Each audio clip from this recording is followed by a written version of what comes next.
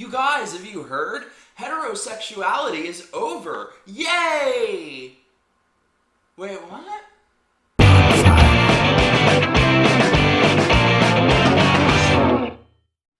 Holy shit, you guys. I just read the most insane article and we need to talk.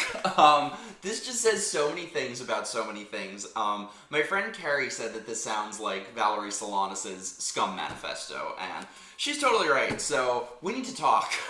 So first off, parentheses, let me just be a whore and tell you guys, I am now on Patreon! You know, I'm a very small channel, and I was hit really hard by the Vox adpocalypse. YouTube now demonetizes all of my videos, my revenue is literally down by 100%. They no longer recommend any of my stuff, so anyway, if you like what I do, please, please, please support me on Patreon. I'm even saving up to buy a real camera, so I won't have to film this shit on my phone. But yeah, check out my Patreon, the link is below. I have lots of cool stuff on there, like hangouts, exclusive videos, etc. So please, just a couple bucks a month even. And if you can't afford to do that, please share my videos because YouTube no longer recommends any channels like mine. Okay, I know I'm a whore and I sound like Tim Pool, but just do it. Thank you. Now let's get down to business. So, a couple days ago, NBC News came out with an article called "How Stars Like Miley Cyrus Are Revealing Heterosexuality's Biggest Flaw." They've since changed the title. It's now called "Miley Cyrus's Split with Liam Hemsworth Isn't Just Celebrity Gossip, It's a Blow to the Patriarchy." You know, as if that's better. What's interesting is that all of these sites and blogs, they cover all of the celebrity relationships and marriages and dates, but that's never positive heterosexuality, even the good ones. You know, they'll spend months and months covering the royal wedding, but that's not a win in the column for the straights? No, of course not. Heterosexuality is not working, just not working. It seems to be working pretty well for my parents who've been married 35 years. It's working for Tom Hanks and Rita Wilson. It's working for the Obamas. You know, say what you will about them, they're very committed to their marriage, so... But, you know, that's never emblematic of heterosexuality working. It's only whatever suits their narrative for it to be horrible and oppressive. You know, it's amazing how heterosexuality seems to be working when you have two people who take their vows seriously. Alright, let's read this toxic sludge together, shall we? Over the past week, an assortment of trending stories from Jeffrey Epstein to the Dayton and El Paso mass shooters to Miley Cyrus's separation and Julianne Hogue's declaration that she's not straight, together have laid bare the strictures of an American patriarchy on the edge of a nervous breakdown. As the status quo, heterosexuality is just not working. It's not working, it's just not working. You know, cancelled. Only a social justice warrior blogger could connect the El Paso shooter to Miley Cyrus's divorce and make it sexual. So, first of all, what the fuck do the Dayton and El Paso mass shooters have anything to do with sexual orientation? There's literally no common denominator there except that they're straight. Or maybe they're not even, as far as we know. Who knows? But this is the double standard of modern leftism. They have no principles. It's just whatever suits their agenda at any given moment. There are no universally applied principles like judging people by their race is wrong, or sexuality is not a choice. It just changes by whatever suits them in that moment. I mean, can you imagine if they wrote this about any other identity group? I mean, they would be banned from the entire internet for hate speech. There was recently an incident of a transgender woman going into a 7-Eleven with an axe and swinging away at people. Can you imagine if NBC came out with an article saying, oh, this shows transgenderism just isn't working? No, instead they wrote articles like this saying, oh, well, it's just because she had a date who was rude to her. Bitch, if that gave you a cause to swing an axe at people, I'd be the fucking axe man cometh. And also, the author of this piece has lots of other hot takes, such as lesbianism is a choice, and God is a tool of the patriarchy. God is oppressing her. She also thinks that if a husband and a wife have a joint email account, it's because the woman is not allowed to have her own. Didn't they get mad at Trump when he said something similar about a Muslim woman? Pepperidge Farm remembers. Oh, I'm already exhausted by this, but let's read on. As a snapshot of 2019 America, these stories present a startling picture. Men continue to coerce, harass, rape, and kill girls and women, and go to extreme lengths to avoid responsibility for their actions. On the other side of the issue, girls and women are challenging heterosexuality, and even absconding from it altogether.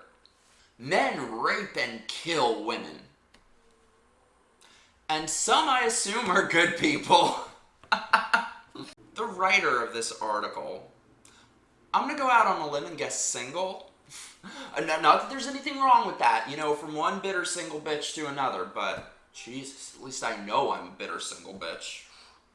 Remember though, everything in this article, they're getting all this from the fact that a celebrity got a divorce after 7 months of marriage, as reckless morons with too much time and money on their hands often do, especially people who have no respect for monogamy or relationships or the vows that they committed themselves to.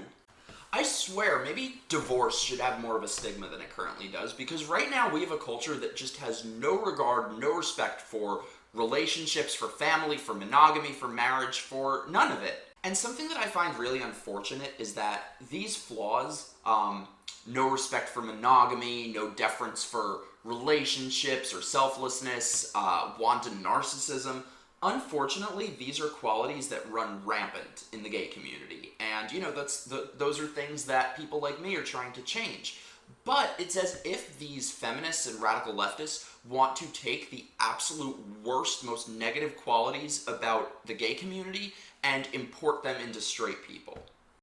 Patriarchy is at its most potent when oppression doesn't feel like oppression, or when it is packaged in terms of biology, religion, or basic social needs like security, comfort, acceptance, and success. Heterosexuality offers women all these things as selling points to their consensual subjugation. But love is love.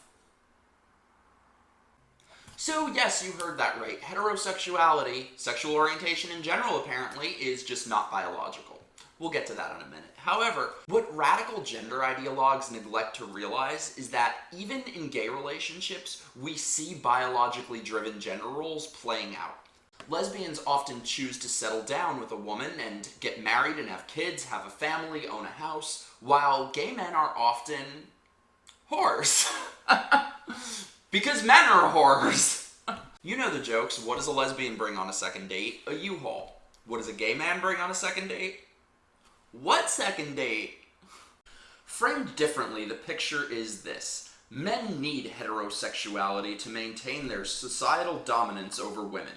Women, on the other hand, are increasingly realizing not only they don't need heterosexuality, but it is also often the bedrock of their global oppression. Straight people, stop oppressing me! That was my Carlos Maza impression. Thank you, thank you. Historically, women have been conditioned to believe that heterosexuality is natural or innate, just as they've been conditioned to believe that their main purpose is to make babies, and if they fail to do so, they are condemned as not real or as bad women.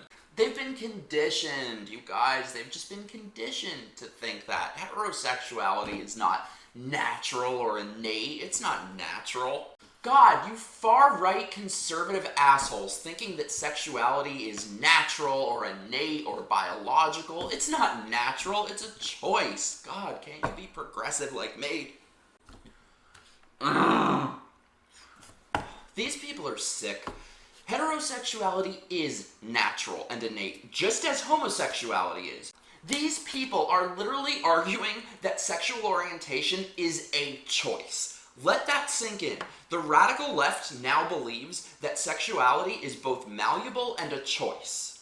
I mean, this is the same argument for conversion therapy. I mean, what happened to Born This Way? And once again, I will ask, what would their reaction be if we swapped their terms? Let's see what would happen if we used their exact words but swapped hetero for homo. As the status quo, homosexuality is not working. Men and women are challenging homosexuality and even absconding from it altogether. Men need homosexuality to maintain their societal dominance over women. Women are realizing they don't need homosexuality. Historically, we have been conditioned to believe that homosexuality is natural or innate. Kinda sounds like something from the Westboro Baptist Church, doesn't it? Can you imagine if NBC News published an article saying that? Twitter would spontaneously combust. What would the reaction be?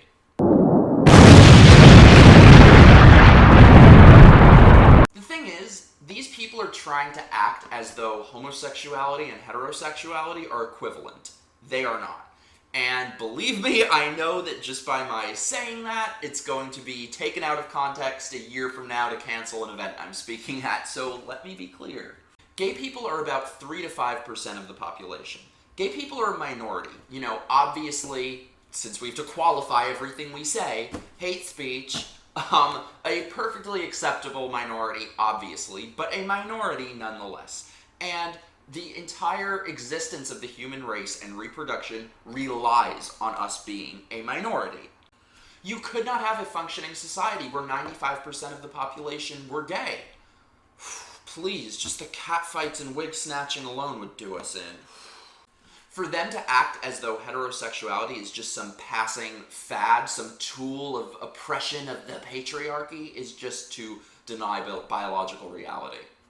Cyrus noted that she made a partner decision by choosing to marry Hemsworth in late 2018 because he was, she explained, the person I feel has my back the most.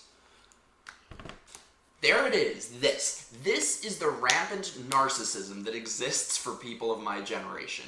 Why did you marry him? Not because I'm madly in love with him, not because he's the man of my dreams, he's who I want to be the father of my children, he's the greatest person I know. No, because he's the person who has my back more than other people do. Mine. Me. This is why they can't have functional relationships. Marriage is about selflessness. The problem is that our postmodern culture has devalued individuality. We look down upon the power of the individual at the same time that we have lifted up narcissism. So we are currently living in a culture that glorifies two things which cannot coexist: collectivism and narcissism.